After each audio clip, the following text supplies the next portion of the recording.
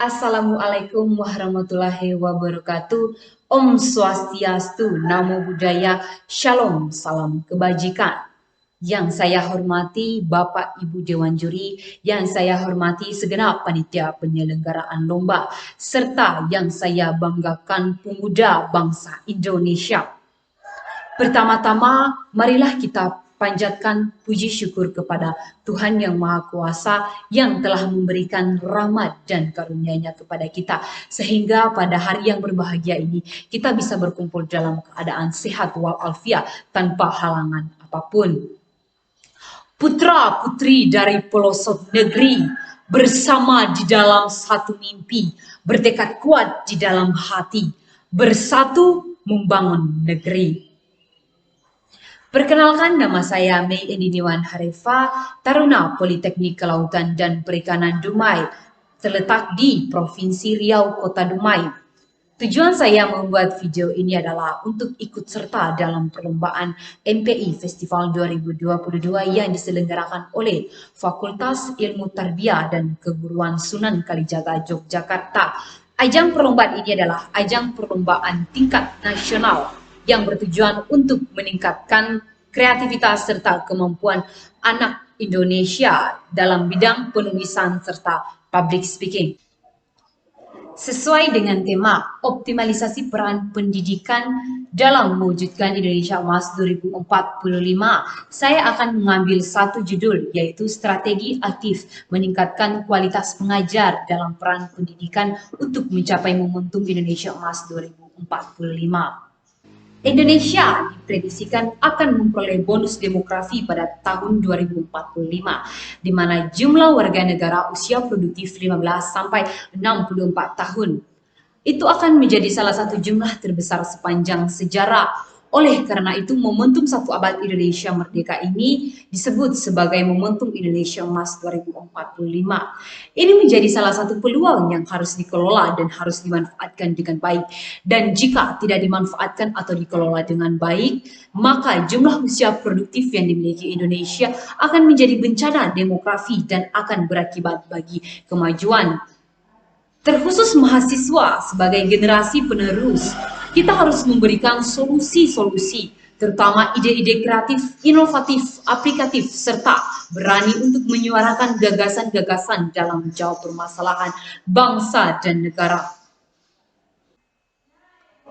Kunci menjawab permasalahan bangsa dan negara cuma satu, yaitu pendidikan. Apa itu pendidikan? Pendidikan adalah kebutuhan masa depan, di mana hasil dari sebuah pendidikan adalah sumber daya manusia yang berkualitas, yang memiliki kreativitas, yang menguasai iptek, dan memiliki rasa sosial, serta memiliki kemampuan dasar, yaitu dasar beragama, akademik, ekonomi, dan sosial. Badan Statistika Pendidikan mengungkapkan tingkat pendidikan penduduk Indonesia didominasi penduduk berpendidikan rendah. Lalu, apa yang menjadikan Indonesia berada pada titik tingkat pendidikan rendah? Diketahui pendidikan Indonesia berada pada tingkat 55 dari 73 negara. Mengapakah kualitas pendidikan di Indonesia rendah? Apa penyebabnya? Diketahui itu akibat karena kurangnya efektivitas, efisiensi, dan standarisasi pengajaran. Sebenarnya, ada dua cara yang saling berkaitan dan memberikan solusi permasalahan di negara kita. Sebenarnya kita tahu bahwa cara itu memang untuk memecahkan masalah yang sedang dihadapi. Kita hanya kurang memberikan penegasan secara tegas, kurang mendalami dan memaknai, terutama orang-orang yang memegang jabatan. Anggaran dan kualitas pengajar pendidikan yang tidak merata, rendahnya relevansi, mahalnya biaya pendidikan. Itu semua dipengaruhi oleh kurangnya anggaran. Anggaran juga sangat mempengaruhi kualitas pengajar. Kualitas guru mempengaruhi kualitas pendidikan di Indonesia.